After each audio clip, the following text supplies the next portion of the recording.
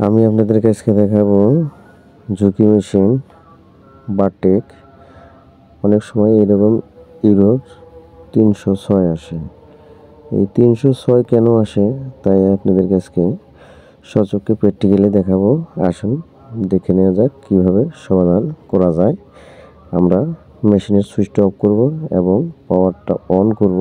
করে এরকম M button আছে সেটা ধরে কিছুক্ষণ প্রেস করে রাখলে দুইবার শব্দ হবে এবং শব্দ হওয়ার পরে আপনি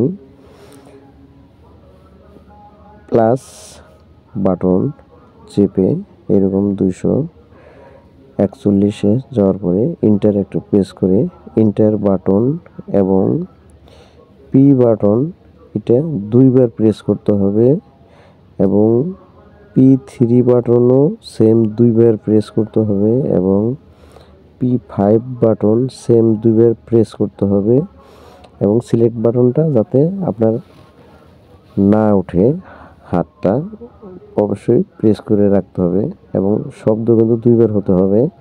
একবার হলে তাহলে কিন্তু এটা হবে না। হওয়ার পরে আপনাকে কি করতে হবে, এরকম 150 অথবা 151 নাম্বার থেকে শুরু করতে হবে। 151তে 0 আছে, এটাকে আপনার 1 করে দিতে হবে।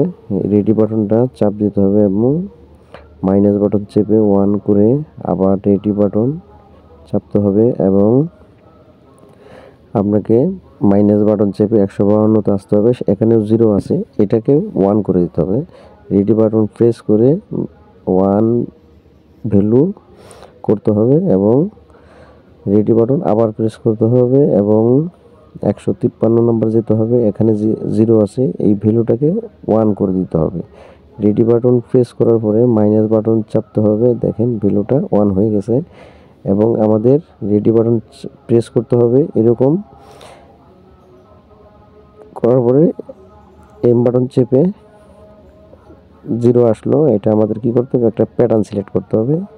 তাই আমি 3 নম্বর প্যাটার্ন সিলেক্ট করলাম এবং রেডি বাটন প্রেস করলাম। দেখেন ক্লাম ওপেন হয়ে গেছে, আপ হয়ে গেছে এবং আমার সুইং হয়ে গেছে। দেখেন ইউরোর 306 আর নাই।